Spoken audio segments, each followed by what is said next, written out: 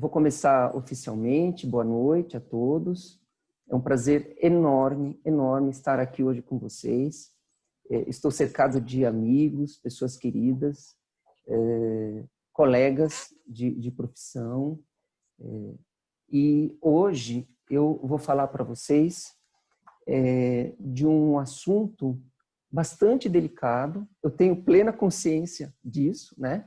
É muito delicado nós falarmos da relação cliente e advogado sem acabar ocupando um dos polos dessa questão. Então, eu vou me exercitar procurando andar aí nesse fio, né, de equilíbrio, e vocês me ajudem. Vou evitar usar de linguagem técnica. A gente tem feito isso, esse é o nosso 5º webinar, e é um compromisso nosso com quem vem para o nosso webinar, evitar o chamado juridiquês. Mas eu já recebi retorno, né, de pessoas dizendo, olha, muito bom o webinar, mas apesar de vocês dizerem que iam evitar o juridiquês, para mim foi difícil. Mas esse esforço, acreditem, é sincero, permanente. Eu vou me policiar para isso. E no final vocês podem chamar minha atenção caso eu não seja bem sucedido para a gente poder melhorar.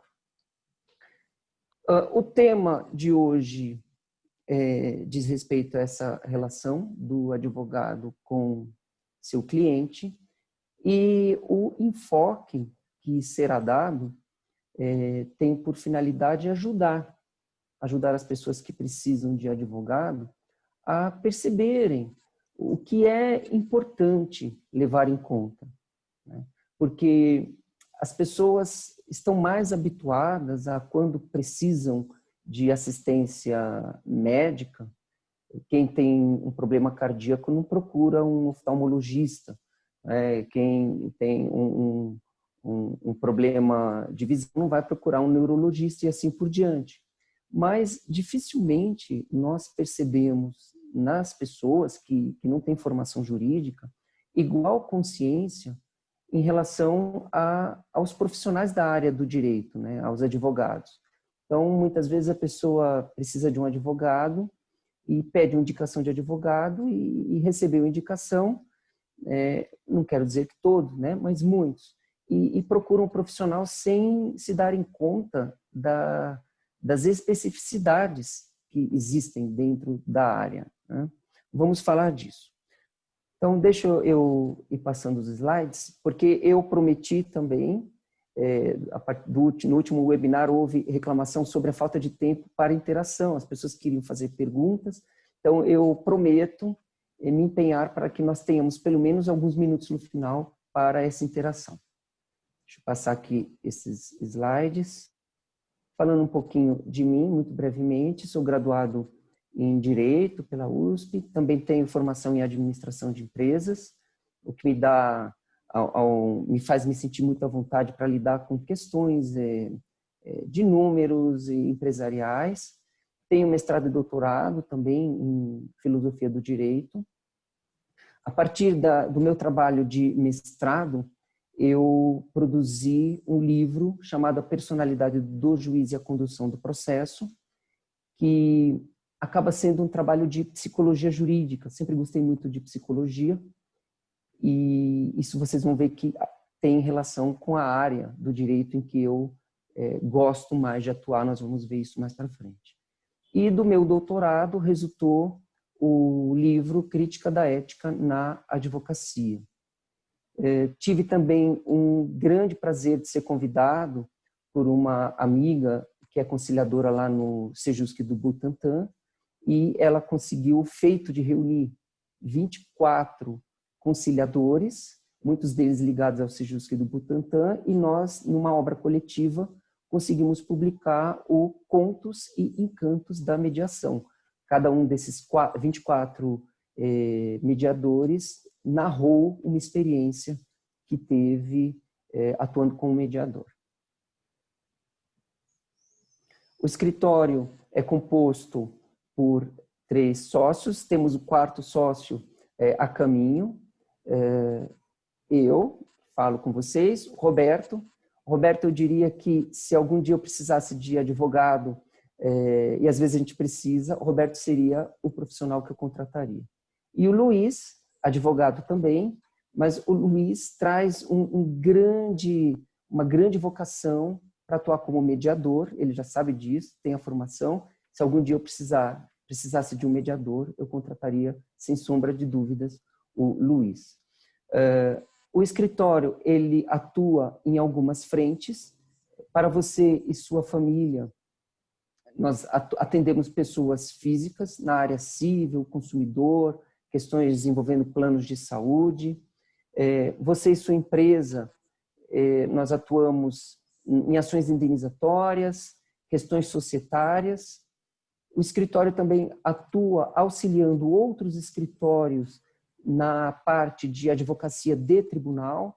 Eu não sei se todos sabem, mas normalmente um processo não termina em primeira instância, um processo normalmente se resolve no tribunal, em segunda ou terceira instâncias. E a advocacia que se pratica em segunda ou terceira instâncias é uma advocacia que tem um perfil um pouco diferente. Nós temos expertise nisso. E, por fim, nós atuamos também como mediadores, principalmente o Luiz tem essa formação e essa predileção de atuar na parte de mediação. Para quem não sabe, a mediação envolve inúmeras técnicas que se destinam a facilitar a comunicação entre as partes envolvidas num conflito, de modo a levar essas partes, por meio de ferramentas trazidas por elas próprias, recursos trazidos por elas próprias, levar essas partes, ajudar essas partes a chegarem a uma solução dos seus problemas. Elas próprias constroem essa solução. É uma maneira de chegar a uma solução muito mais satisfatória para os envolvidos do que a solução dada quando se busca a decisão judicial. Vou passar a palavra para o Sebastião, depois eu volto a falar, vocês vão cansar de ouvir a minha voz, então vou fazer um intervalo e deixar o Sebastião conduzido aqui para frente. Sebastião, é com você. Ok, pessoal, seja muito bem-vindo novamente. Meu nome é Sebastião de Oliveira, sou diretor da Oliveira Campos Consultoria. A gente tem o prazer de ter o FRK como cliente nosso, principalmente ajudando a colocar tanto conteúdo que eles têm, que são tão bacana, à disposição de tantas pessoas que precisam desse conhecimento. Então, algumas dicas para vocês aqui, de tal forma que vocês possam realmente aproveitar o máximo do evento. A gente tem normalmente 1 hora de duração, como o Antoine já comentou, uma hora muito rica, fiquem bastante atentos. Vocês têm aí o chat privado, então, quando quiserem, mandem, fiquem completamente à vontade para mandar perguntas, questionamentos, comentários. Nós vamos normalmente, no final, abrir para perguntas, e aí eu condenso essas perguntas, passo para o Antoine. De qualquer forma, ainda assim, poxa, essa pergunta não foi bem isso que eu imaginava dizer, pode no final do evento, a gente vai ter um espaço para vocês levantarem a mãozinha virtualmente e fazerem perguntas se quiser, mas pelo chat é melhor.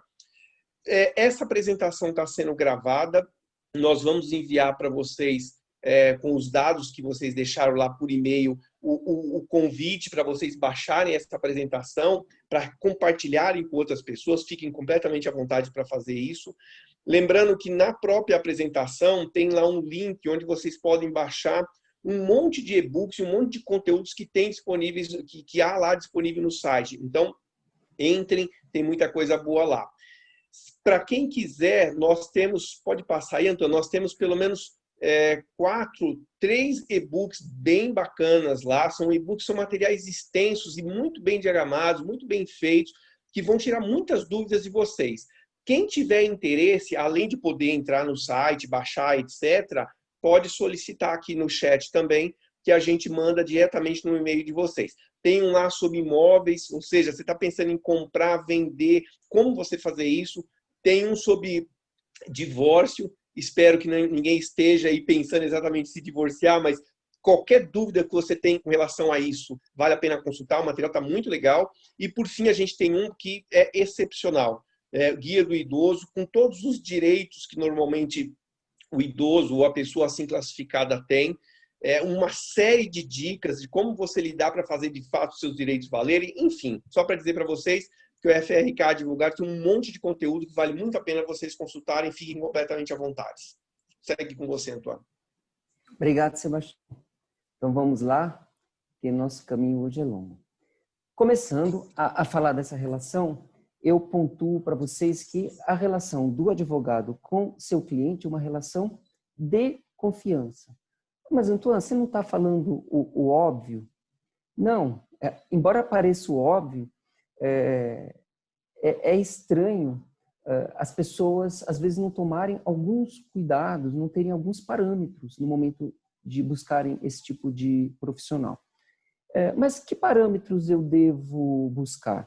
Eu vou dar um exemplo a vocês. Que parâmetro a gente busca quando a gente resolve contratar alguém para trabalhar na nossa residência? Com limpeza, uma faxineira simples, né? Que venha, uma diarista, que venha 1, 2 vezes por semana. O que você faz? Você olha num anúncio, você pega alguém que, né, você vê que está prestando serviço para um vizinho, ou você pergunta para alguém, olha, você teria alguém para me indicar? Por que nós devemos tomar esse cuidado? Porque, veja, uma faxineira vai entrar na sua casa, ela vai mexer com aspectos seus, da sua intimidade. Ela vai participar do seu dia a dia, mesmo que seja pontualmente, né? E com o advogado não é diferente. O advogado, ele vai ter contato com os seus aspectos mais vulneráveis muitas vezes, né? E não só, às vezes as pessoas vão pensar, mas isso é numa área mais pessoal, na área de família. Não necessariamente.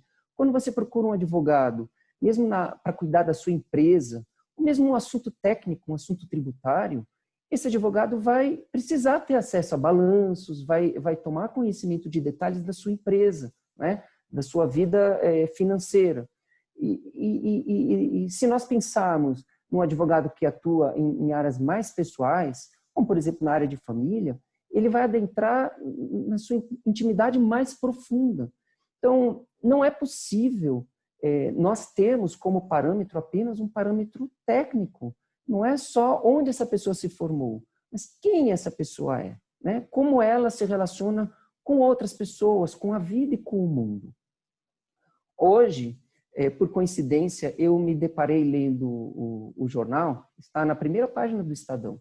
Eu vi a seguinte notícia, que algumas empresas começam a contratar profissionais levando mais em conta o que eles são como pessoas e como se relacionam com outras pessoas do que a sua formação técnica. Não que a formação técnica não seja importante, é muito importante. Mas formação técnica se complementa, né? Uma pessoa pode ganhar ou aprimorar a sua formação técnica, mas a maneira como a pessoa se relaciona com outras pessoas, é claro que isso também pode passar por um amadurecimento, mas é muito mais delicado, leva mais tempo e parte da premissa de que a pessoa queira esse amadurecimento. Mas não é só uma relação de confiança de mão única, né? Vocês veem aí, é para ambos os lados. Também é muito importante o advogado confiar no seu cliente.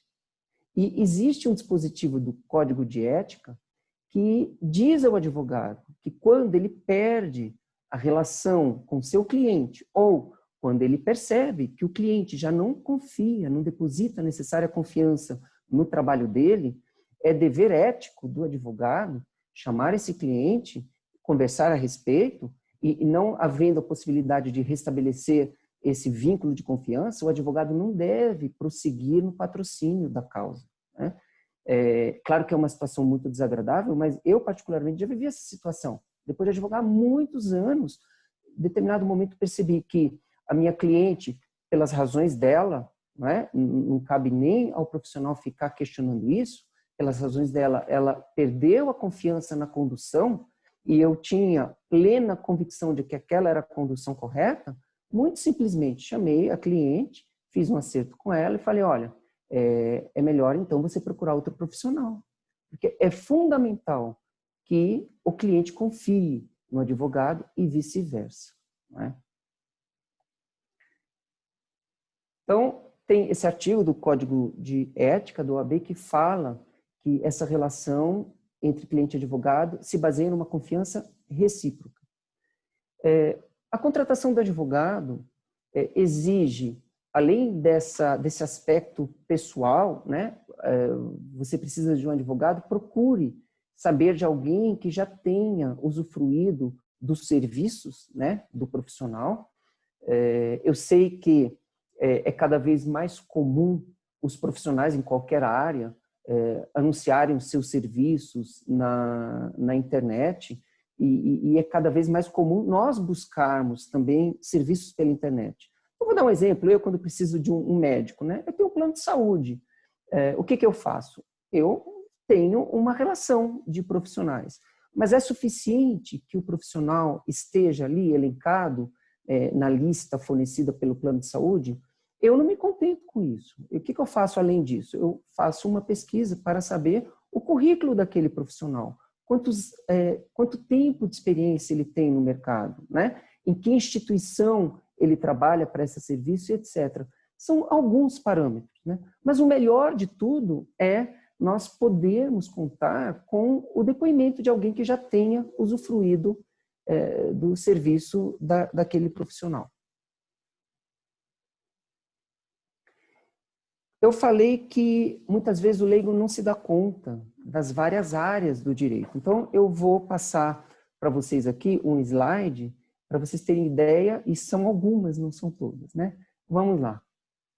Nós temos aí direito contratual, uma parte do direito civil, né? O direito civil é muito amplo, tem muitas ramificações. Uma delas é direito dos contratos, direito de família, direito das sucessões, trabalhista, imobiliário, administrativo, tributário, criminal, societário, consumidor, direito ambiental, uma área muito específica, direito comercial, concorrencial, eleitoral, que fica em voga, né, em época de eleição, direito previdenciário, direito internacional, público e privado, e etc. Por aí vai, né?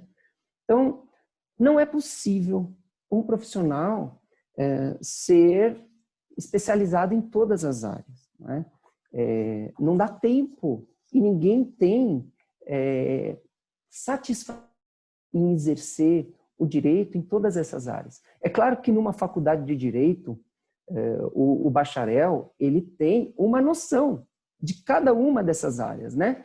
Mas quem já passou por curso de graduação em qualquer área e foi exercer a profissão ligada àquele curso de graduação, sabe que uma faculdade é a escola e outra faculdade, essa é uma expressão até corriqueira, é a vida. Por quê?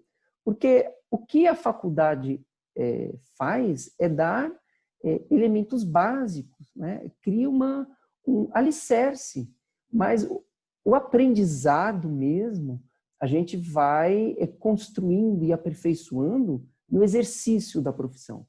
E o advogado, seja por uma questão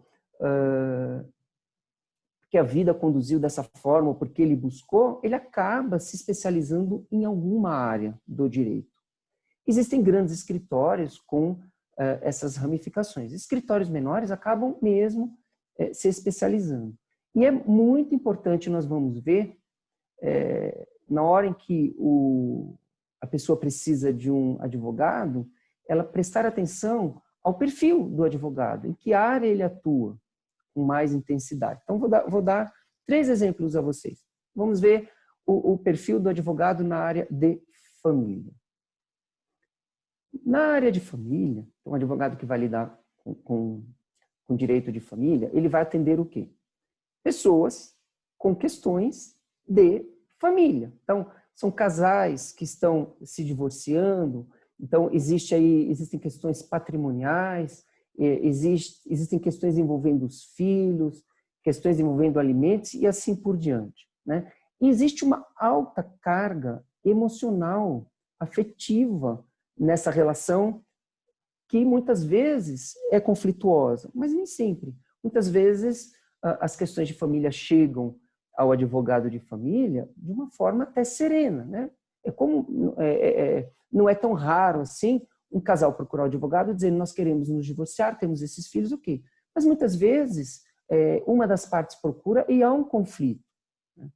Só que o advogado que recebe um cliente na área de família, ele é um advogado de família, ele sabe que ele não está apenas diante de uma questão prática a ser resolvida. Ele está diante de um relacionamento que aparentemente vai se resolver ali, né? Então, digamos, um casal que tenha filhos e que quer se divorciar, eles acham que, feito o divórcio, cada um vai para o seu lado, mas não é assim, né? Eles têm filhos. A relação conjugal pode ser extinta, mas eles permanecerão vinculados entre si como pai e mãe da Joana, da Maria, do José. E precisa haver um relacionamento minimamente civilizado, porque eles têm um projeto em comum, que é a educação dos filhos. Então, existem aí, como diz a expressão no slide, né, relações que se perpetuam. Então, o advogado que atua na área de família precisa contabilizar, essa palavra parece um pouco chocante, né? Como é que eu contabilizo os afetos? Eu vou dar um exemplo a vocês. Uma vez eu estive numa audiência e o casal discutia partilha de bens. E esse casal possuía 2 imóveis. Num dos imóveis funcionava o escritório onde o ex-marido, operava a sua empresa. E no segundo imóvel morava a ex-mulher com o filho comum. Feitos os cálculos, havia uma pequena diferença entre o valor do apartamento, onde morava a ex-mulher e o filho, e o valor do escritório. O imóvel onde funcionava o escritório tinha menor valor.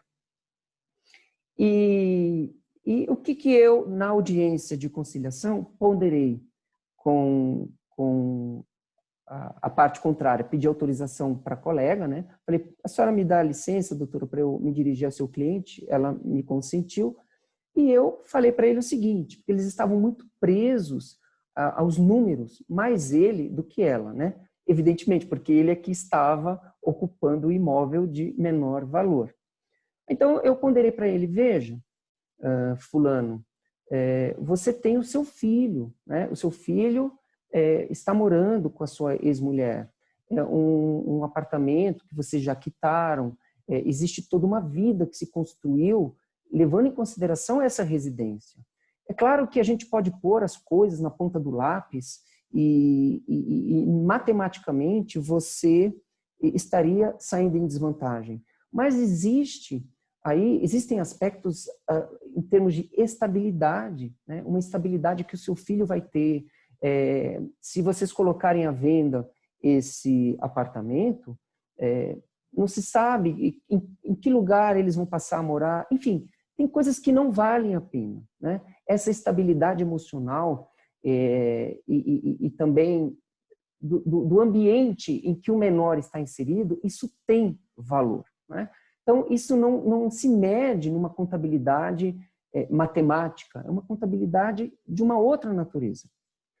Bom, ele achou ótima argumentação e quis ceder. Aí o que aconteceu? A advogada dele interferiu e contra até o impulso do cliente dela, falou, não, eu não posso permitir. Como assim você não pode permitir? O seu cliente quer isso, né? Não, eu não posso permitir porque eu não fui contratada para o meu cliente perder dinheiro. Aí, diante disso, a juíza interferiu e disse a ela, doutora, nós estamos aqui numa vara de família, não é vara civil. A senhora se deu conta disso? Né? Eu digo a vocês que sabem o que é sentir vergonha alheia? Eu senti vergonha alheia, porque é uma coisa tão óbvia.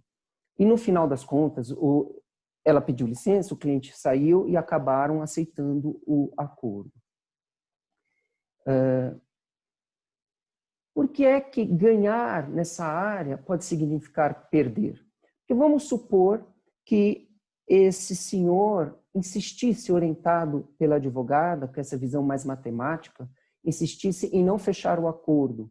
e resolvessem vender o apartamento onde morava o filho dele com a mãe da criança, resolvessem vender o apartamento e compraram um outro apartamento.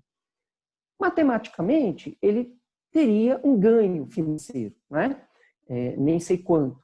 Só que, do ponto de vista de estabilidade emocional, né, o bem-estar do filho, não vou nem falar da ex-mulher, porque nesse momento ninguém está preocupado, né, às vezes, com o bem-estar do ex. Mas o filho comum, né, que já estava sobrecarregado em tratamento psicológico intenso, né, com o conflito do casal, quanto mais estabilidade você propicia para esse menor, menos questões ele tem que, com menos questões ele tem que lidar. É mais saudável. Então, assim, haveria um ganho matemático, haveria uma perda em outro campo, que certamente ele perceberia depois, né? Então, qual é o perfil do advogado de família? O advogado de família, ele tem que ter esse olhar afetuoso para as pessoas, não é um olhar para o conflito. São pessoas em conflito, muitas vezes precisando de uma orientação, muitas vezes cegadas, né, por uma emoção e que precisam de alguém que não esteja envolvido emocionalmente para alertar, olha, cuidado, essa decisão, esse caminho que você está querendo trilhar mais na frente, você talvez se arrependa, medita melhor, né? Que seja acolhedor, receptivo e, sobretudo, paciente, né? É preciso ter muita paciência. Claro, todos nós devemos ter paciência em todos os momentos das nossas vidas, né? Ninguém consegue ser feliz se não tem dose de paciência. Mas eu digo a vocês, o advogado de família tem que ter uma dose extra, né? Na área criminal, com o contraste, vocês vão perceber a diferença de uma área para outra. Qual que é a relação do advogado que lida na área criminal, né? Ele tem o cliente dele como cidadão, né? E, do outro lado, o Estado ou a sociedade perseguindo aquele cliente para fazer aplicar uma pena prevista no Código Penal. Então, qual é a postura que o advogado deve ter? O trabalho do advogado é ou livrar o cliente da pena, ou trabalhar para que essa pena seja a menor possível, né? Nenhum advogado criminal vai aconselhar o seu cliente a levar para o processo aquilo que possa comprometer uma redução da pena. Então, o trabalho do advogado é na direção de defender o cliente da investida do Estado e da sociedade que perseguem aquela pessoa, exigem que ela pague por algum crime cometido. Qual é o perfil do advogado? Aguerrido, né? Por quê? Ele é um advogado que não pode desistir, é uma luta. Como é que você vai fazer acordo com o Estado que persegue o seu cliente? Você tem que fazer de tudo para livrar o seu cliente daquela perseguição. Por que ele precisa ser sociável? Porque o advogado que lida com crime, ele vai frequentar a delegacia, vai falar com testemunhas. Então, ele precisa ter esse perfil, né? Uma pessoa que sabe conversar com autoridades envolvidas na perseguição. Precisa ser criativo, né? Extremamente criativo. Ver, muitas vezes, numa vírgula de um código, algo que o juiz não viu, né? Criando, muitas vezes, uma jurisprudência. O que é jurisprudência? Decisões judiciais novas, né? É o que a gente mais vê, né? E muitas vezes até temos raiva, né, dos advogados criminalistas muito criativos, conseguem livrar da perseguição do Estado, da pena, pessoas que a gente gostaria de ver presas, né? Mas faz parte, né? É o trabalho do advogado criminalista. Por que muitas vezes não funciona contratar um criminalista para atuar na área de família? Eu vou dar um exemplo a vocês. Uma vez eu recebi um cliente, eu fui o quinto advogado que atendeu esse cliente, né? E fiquei assustado. Nossa, mas por que quinto advogado? Então, eu vou dizer a vocês, um advogado, quando recebe alguém insatisfeito com o trabalho de um colega, a gente fica um pouco desconfiado, né? Será que o problema foi a má prestação do serviço ou esse cliente é um cliente problema? Então, já é um olhar um pouco mais cuidadoso, no sentido de saber se esse cliente é um cliente que não vai me dar problema. Só que não era o caso, né? Não vou entrar em detalhes, eu prometi que ia deixar um tempo para nós interagirmos, mas o fato é que eu fui o quinto, né? O quarto advogado, e era uma causa de família, o quarto advogado era um criminalista. Esse cliente chegou a ser preso por não pagar alimentos. E quando ele foi preso por não pagar alimentos, ele deduziu que talvez tivesse falha do advogado anterior, que atuava na área de família. Então, mas meu advogado é da área de família, eu fui preso. Quebrou a relação de confiança. O que ele fez? Por indicação de alguém, contratou um criminalista. O que fez o criminalista? Era uma prisão por dívida alimentar, né? Na área de família. O que fez o criminalista? A prisão dura 30 dias, nesse caso. Ele ficou preso 30 dias. Não aconteceu nada. O advogado não fez absolutamente nada. Quando o cliente saiu da prisão, ele foi orientado a fugir, a omitir o endereço. Então, esse homem ficou 1 ano fugindo da justiça. Por quê? Com medo de ser preso novamente. E o que foi feito nesse ano? Nada. Não foi feito absolutamente nada, né? Então, digo a vocês, quando eu recebi esse caso, eu fiquei doente de ver uma pessoa indo para uma situação de tamanha vulnerabilidade, né? Foi feito todo um trabalho, enfim, felizmente, depois de muito trabalho e algum tempo, conseguimos reverter. E veja, quando você orienta o seu cliente a fugir, você não só está criando um problema prático na vida daquele cliente. Se ele foge, como é que ele vai trabalhar? Como é que ele vai ter um vínculo empregatício para ganhar dinheiro e não ser preso novamente, né? E mais do que isso, lembrem, nós estamos falando de família. Fugir não é só fugir de uma prisão. Ele fugiu dos filhos. Os filhos ficaram sem contato com esse homem durante mais de 1 ano. O que pensaram os filhos? Que o pai não se importava com eles. O papai não gosta de mim. Então, é um estrago enorme, né? Por conta de uma orientação inadequada. Mas na área criminal, está correto, né? Se você não vê uma solução, claro, nenhum advogado vai confessar que orientou seu cliente a fugir. Mas se o advogado na área criminal percebe que ele precisa de um tempo para trabalhar e procurar reverter uma ordem de prisão, talvez ele diga para o cliente, olha, eu preciso de um tempo, suma por um tempo. Enfim, não disse isso, tá bom? Vamos prosseguir. Na área tributária, nós temos aí, qual é a questão? O contribuinte versus o Estado, né? Então, qual é a preocupação do advogado? Levar o seu cliente a pagar o menos possível. Não entendam por isso que eu estou sugerindo que seja descumprir a lei, né? Mas encontrar na lei caminhos de recolher menos imposto. Esse é o objetivo do advogado. Onde é que entra o afeto nisso? Onde é que entra a paciência, né, como uma característica primordial? Então, qual que é o perfil do advogado na área tributária? Tem que ser técnico, tem que ter uma escrita clara, porque a legislação tributária, para você demonstrar, por exemplo, a inconstitucionalidade, usei um termo técnico, para você demonstrar que aquela lei fere uma outra lei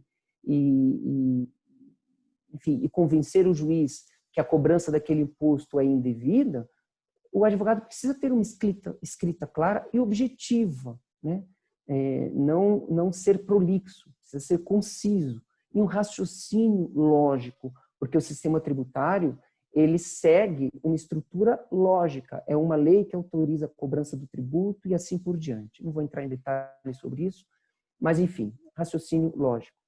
Eu não quero dizer que os advogados de outras áreas não tenham que ter o raciocínio lógico. Claro, as características que eu citei são necessárias na vida, né? Mas existem características mais importantes em cada área do direito. Vamos lá. Também tem uma outra questão, perfil do profissional. Briguento ou colaborativo? Vocês sabiam disso? Eu, quando era um jovem advogado, tem até uma amiga que ria de mim, né? Porque qualquer coisa que eu via de errado, eu dizia, vou processar. Extremamente briguento. Então, eu via em qualquer violação de direito um motivo para um processo, né? Com o tempo, a gente vai se dando conta de que, não que os processos não sejam possíveis, né? Mas com a maturidade, nós vamos fazendo uma distinção entre caminhos que geram resultados melhores. Sabe aquela coisa do...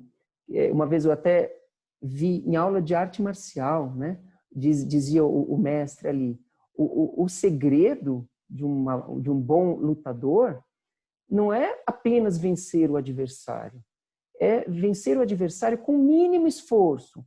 Então, se você pode alcançar o que você deseja com 10 golpes, né? Em vez dos 10 golpes, você puder alcançar aquilo que você deseja com um golpe só, o que é mais inteligente? É eu alcançar aquele resultado, o mesmo resultado, gastando menos tempo, menos energia, menos recursos. Então, com a experiência, o que eu percebi? Que existem caminhos muito mais inteligentes de se resolver questões que não o caminho do judiciário. O caminho do judiciário é sempre possível, né?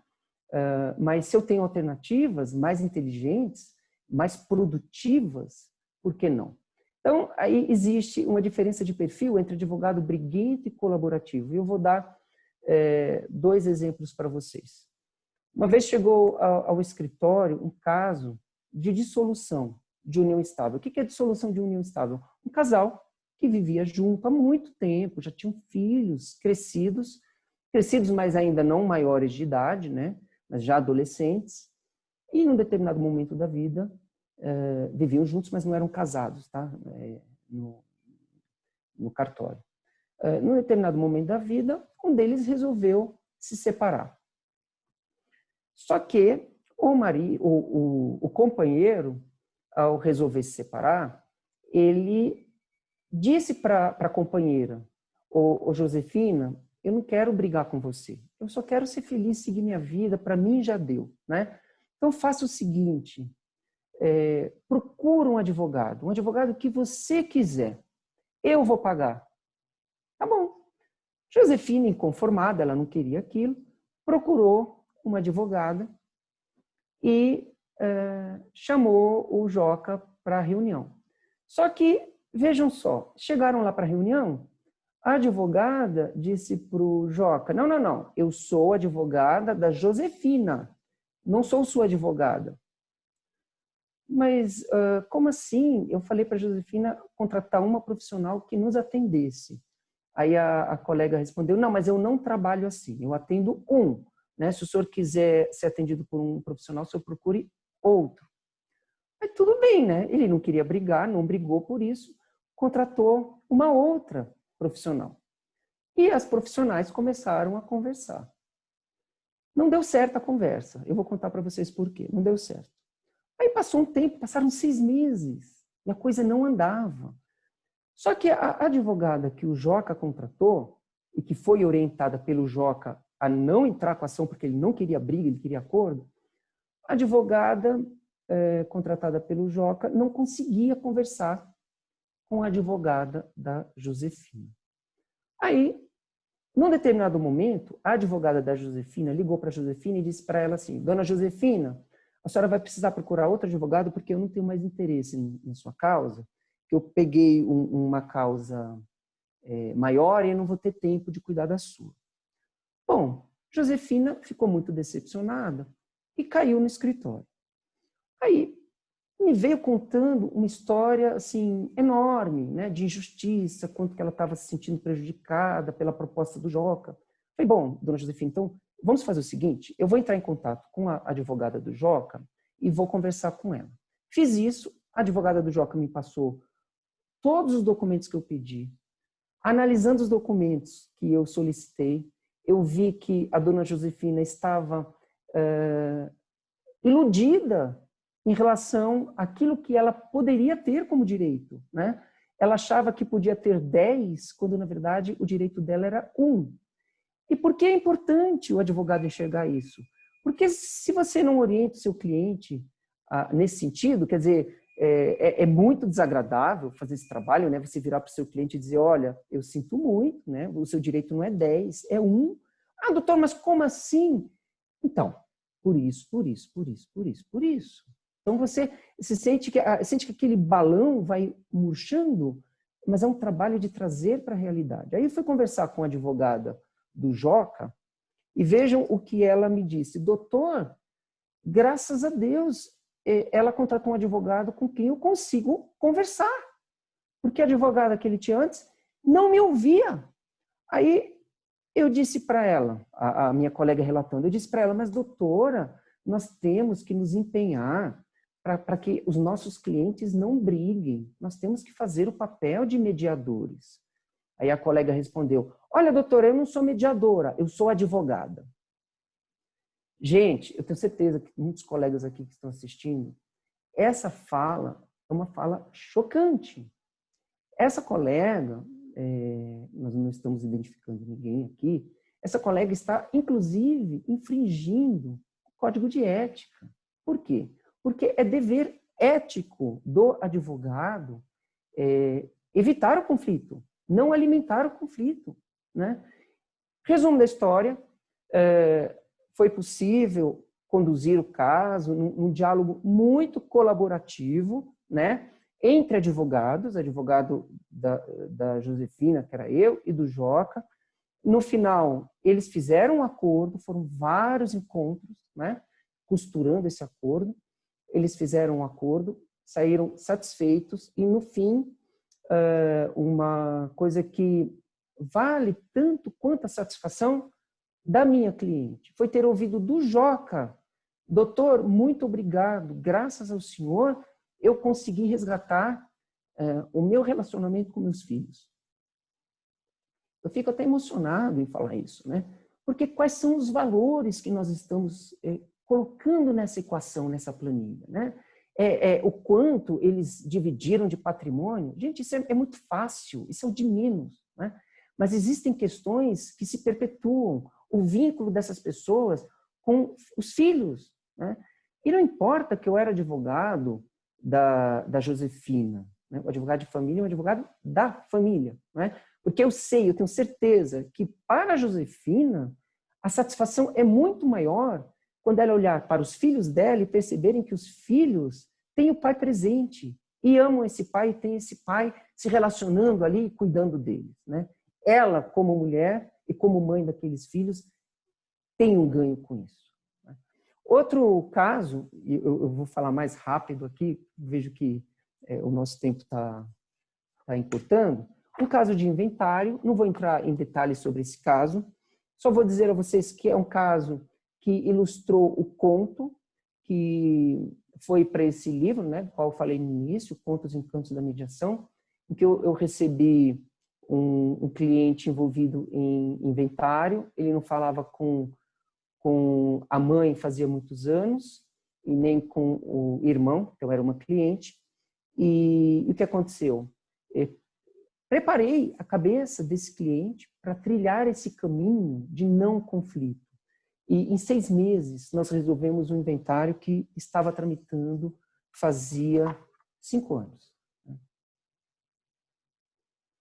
Definindo o valor de honorários. Esse é um ponto extremamente delicado no momento de contratar advogado. Muitos clientes não entendem como é que o advogado estabelece o valor de seus honorários. E eu vou dizer a vocês, para mim mesmo, né, como advogado, levou um bom tempo para que essa dinâmica amadurecesse na minha mente, porque definir honorários é uma arte. Por que é uma arte? Porque não há uma regra fixa. Cada caso é mesmo um caso. Nós temos uma tabela da OAB que divulga parâmetros, que são parâmetros objetivos. E tem uma frase que eu tenho certeza que todo cliente odeia ouvir, né? Que quando o advogado dele diz, olha, o seu João, a tabela da ordem, né? Aí o seu João acho que quer matar a ordem nesse momento. Que raio de tabela é essa que vem e define parâmetros, né? Eu não posso ter liberdade, meu advogado não tem liberdade.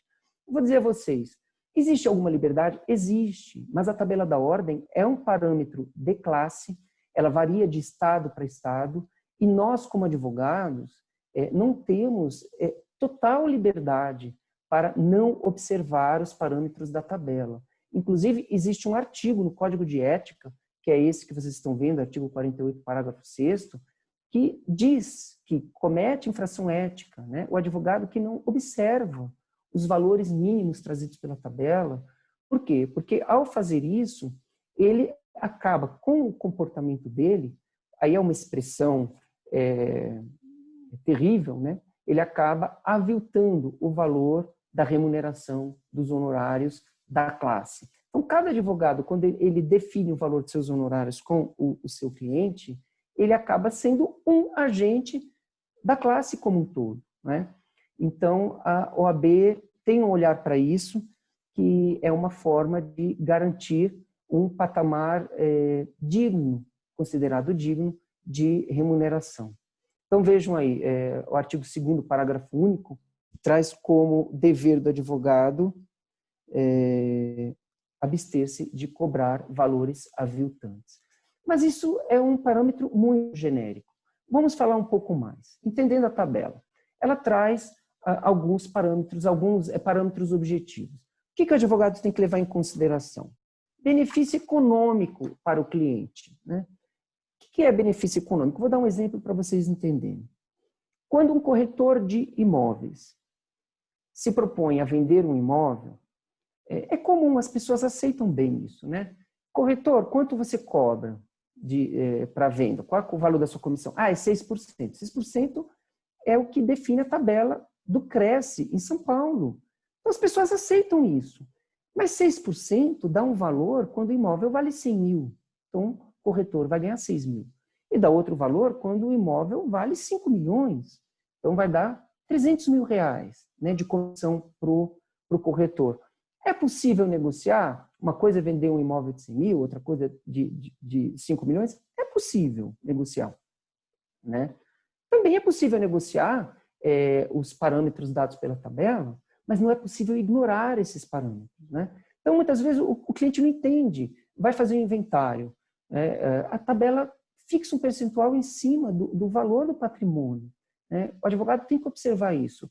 Mas se o patrimônio é formado por vários imóveis, o patrimônio, em vez de vários imóveis, é formado só por dinheiro, isso impacta nos outros aspectos, no trabalho e tempo necessário para desenvolver a prestação de serviço? Também impacta. Se o cliente é avulso, habitual ou permanente, também é um fator a se considerar. O lugar da prestação, se eu vou precisar viajar, para onde vou viajar ou não, se o trabalho é feito na comarca onde eu resido, né?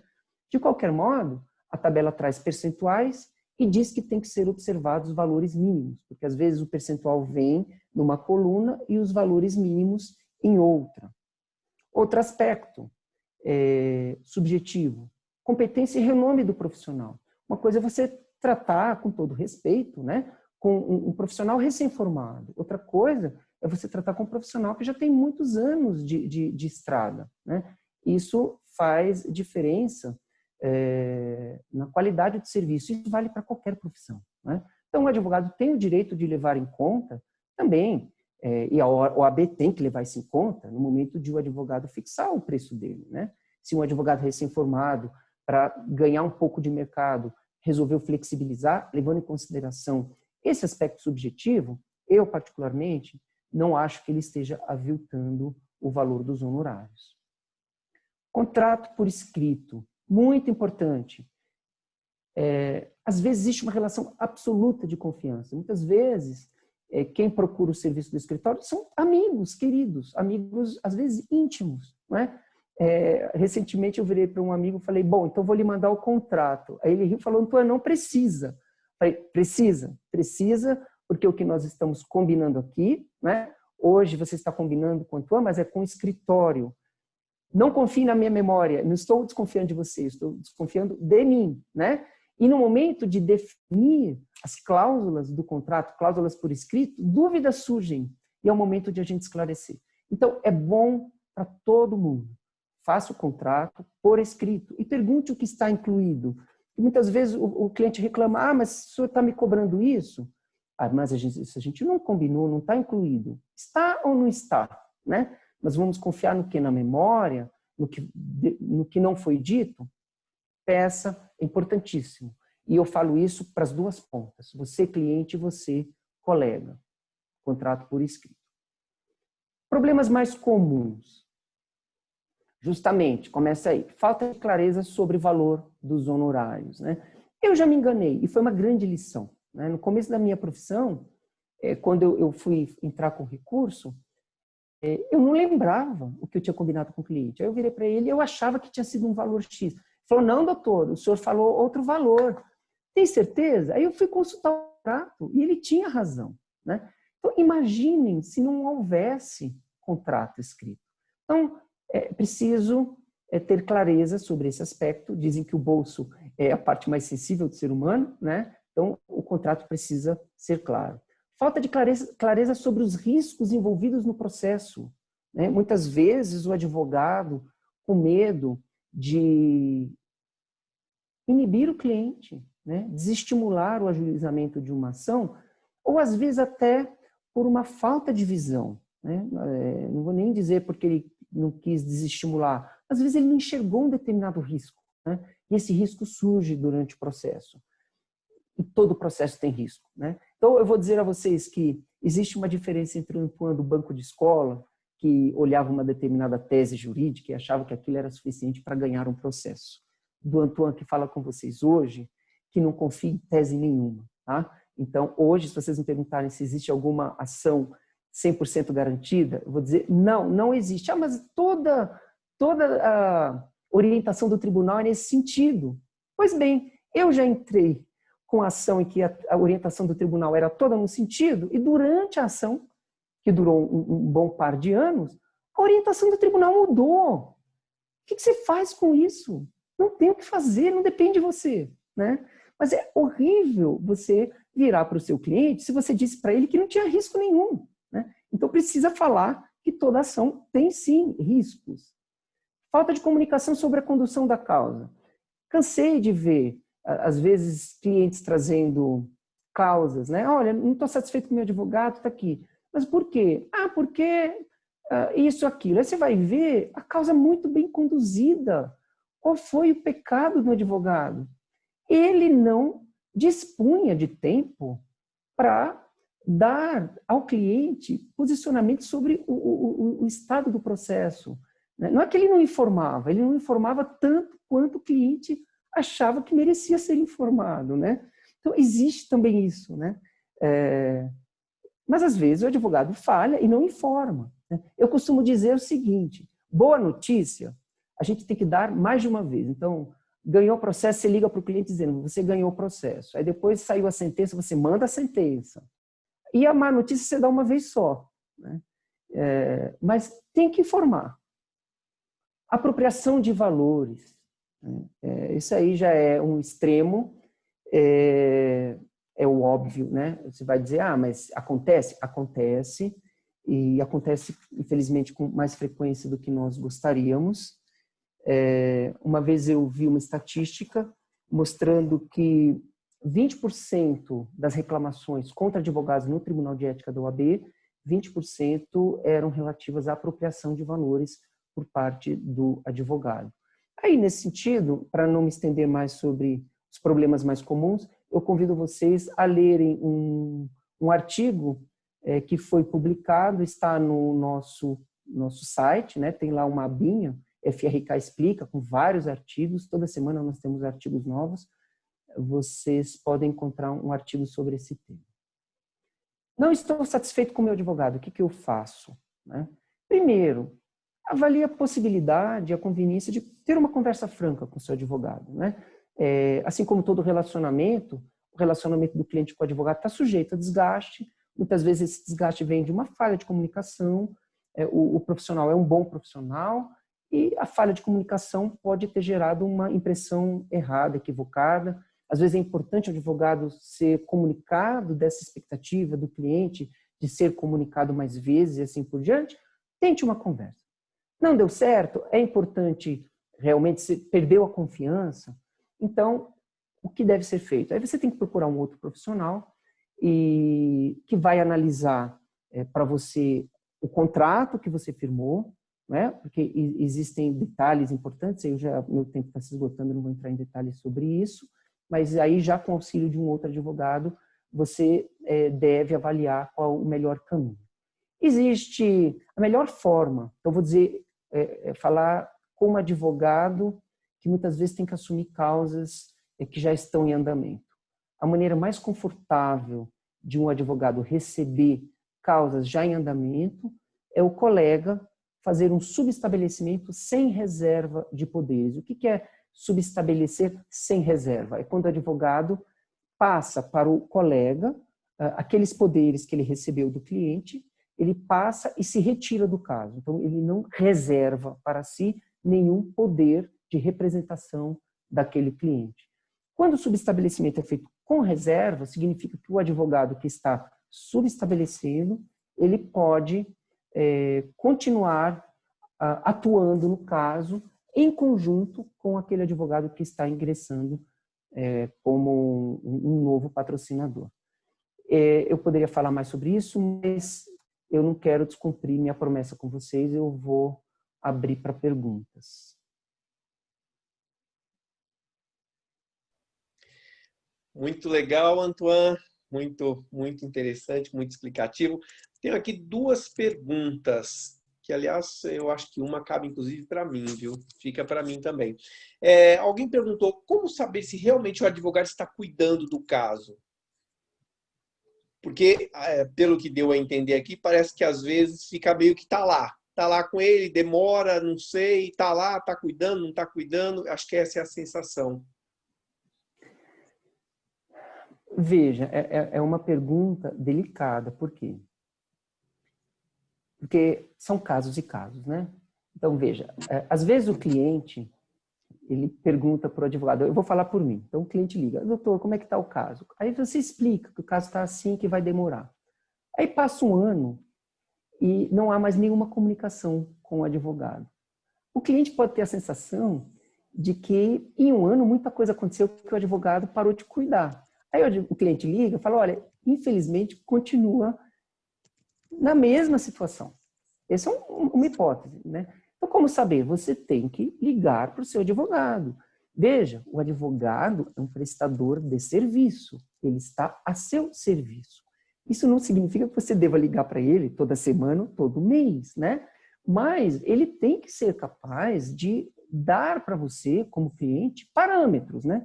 Como assim parâmetros? Às vezes eu digo para o cliente, olha, o caso está assim, provavelmente, em tanto tempo, em 6 meses, em 3 meses, em 5, em um ano, nada vai acontecer. Mas, se você ficar ansioso, fique à vontade. Você pode me ligar. Né? É claro que nenhum advogado gosta do cliente ligando o tempo inteiro. Né? Mas aí não tem jeito, aí eu vou falar para os meus colegas, meus amigos, meus irmãos, não tem jeito, né?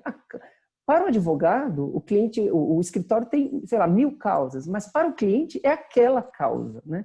E a gente, como profissional, tem que saber se colocar no lugar do cliente e entender que algumas pessoas são mais ansiosas e menos e tem que ter paciência, né?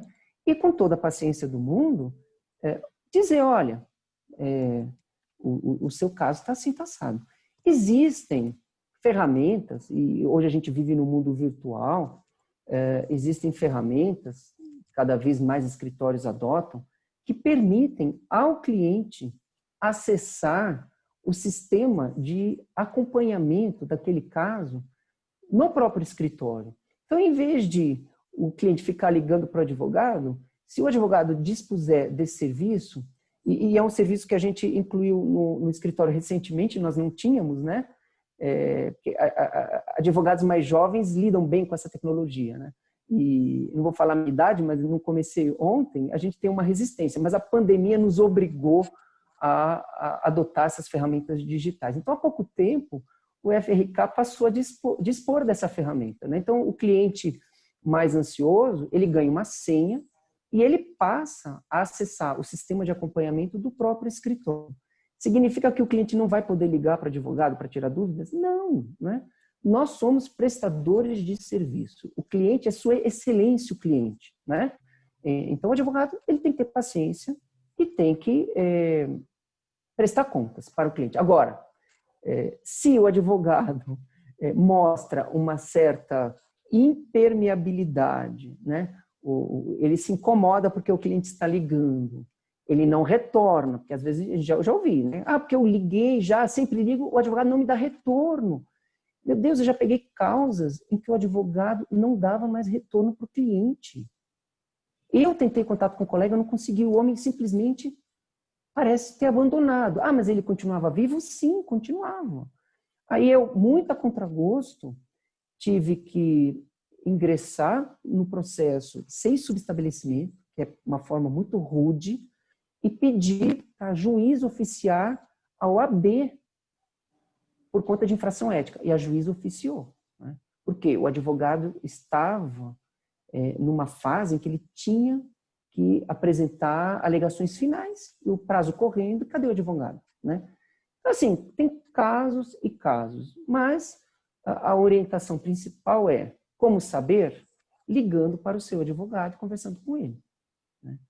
Mesmo que seja para dizer, doutor, eu fico muito inseguro com a sua falta de retorno, como é que nós podemos resolver isso? Vamos combinar alguma forma que não seja nem estressante para o senhor e que não faça minha ansiedade, eu sou uma pessoa ansiosa, por favor, entenda isso, faça minha ansiedade chegar num grau em que eu precise procurar ajuda médica, né? Estou exagerando um pouquinho, mas só para a gente brincar. Muito legal, então, vários comentários aqui elogiosos, nenhum rude, pode ficar sossegado, pelo contrário, todos muito amistosos. Tem uma última pergunta aqui que eu achei também bastante interessante. Como procurar novo advogado se parece que existe uma, entre aspas, ética de classe de não pegar casos que estejam com outros advogados? Muitos não aceitam nem conversar se já tem advogado. Vou contar Essa é uma a coisa. saia justa. Não é saia justa, não é saia justa. Eu vou dizer uma coisa para vocês, mas vocês não contem para ninguém, tá? Aliás, eu já falei, eu não sei se vocês perceberam. Quando um cliente vem reclamando de um advogado, o primeiro sinal, o primeiro sintoma, vamos colocar, a primeira coisa que o advogado sente é, será que o problema é o meu colega ou é o cliente? Então, primeira coisa que passa pela mente de um advogado, primeira coisa é essa, né?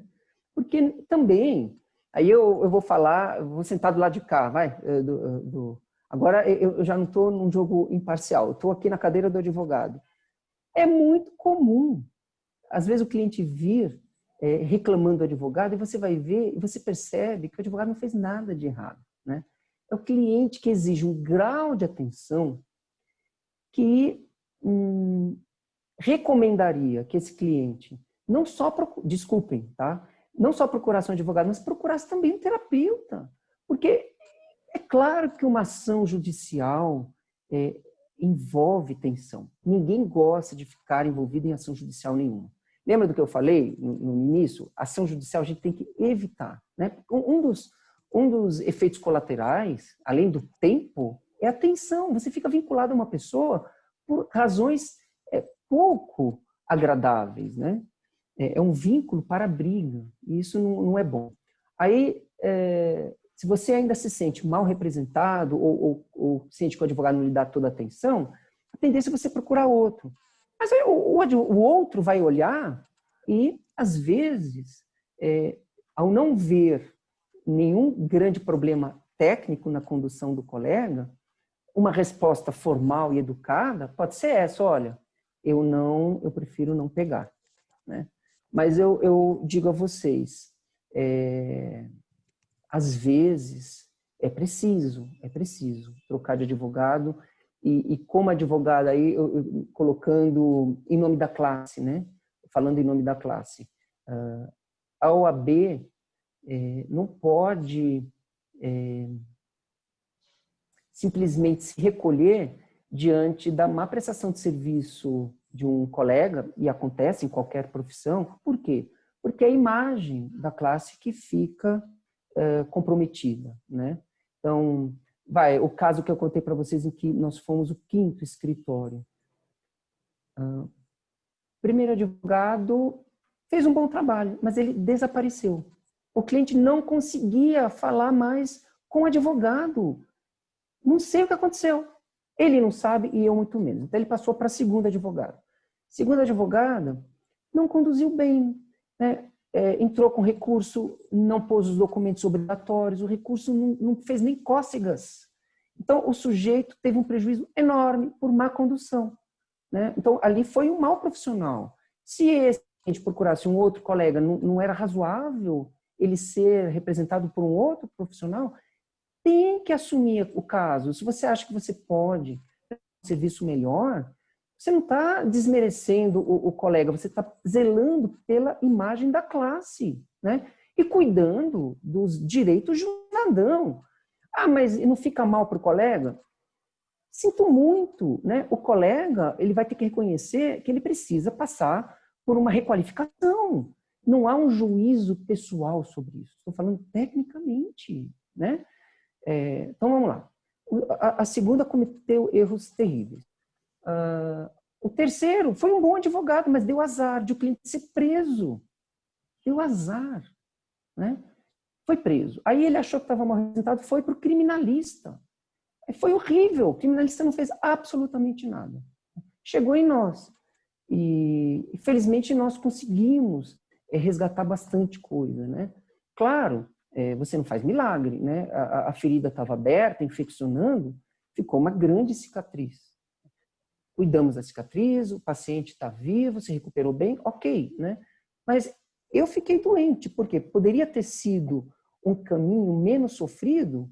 Então, seria errado se eu, um outro profissional, tivesse assumido o caso lá atrás, depois daquele primeiro que abandonou? Não, seria errado. Então, desconfie, né?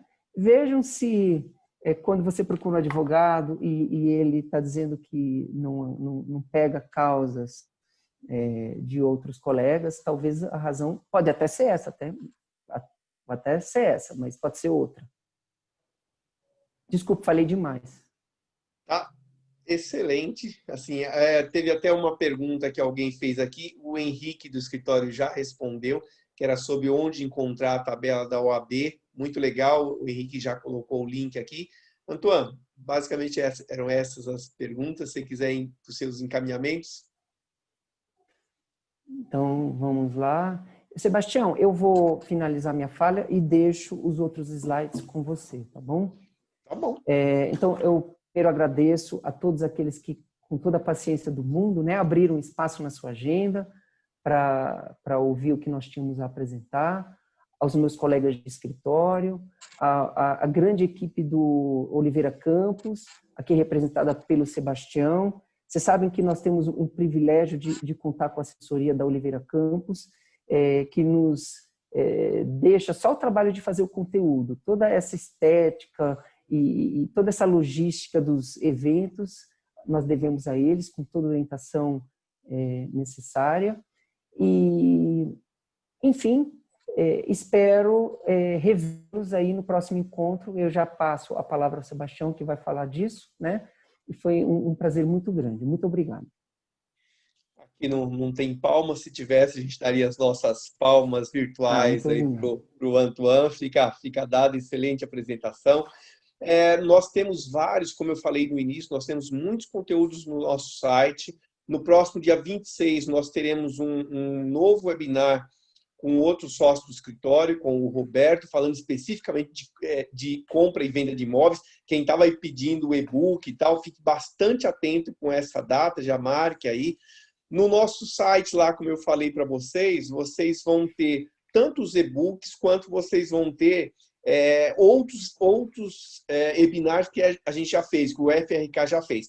Esse aqui são 3 dos e-books, então, que eu tinha comentado com vocês. Algumas pessoas solicitaram pelo chat, nós já anotamos e vamos mandar para vocês. Quem quiser, baixa lá também, ou então pode solicitar para a gente. Não esqueçam, acompanhem nas mídias sociais, deixe seu e-mail conosco, a gente basicamente manda as notificações daquilo que está sendo produzido, daquilo que está sendo feito, os webinars que vocês poderiam participar.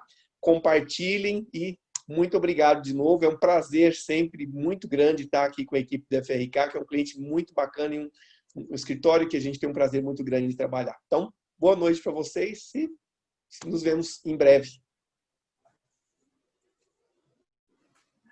Tchau, gente. Boa noite.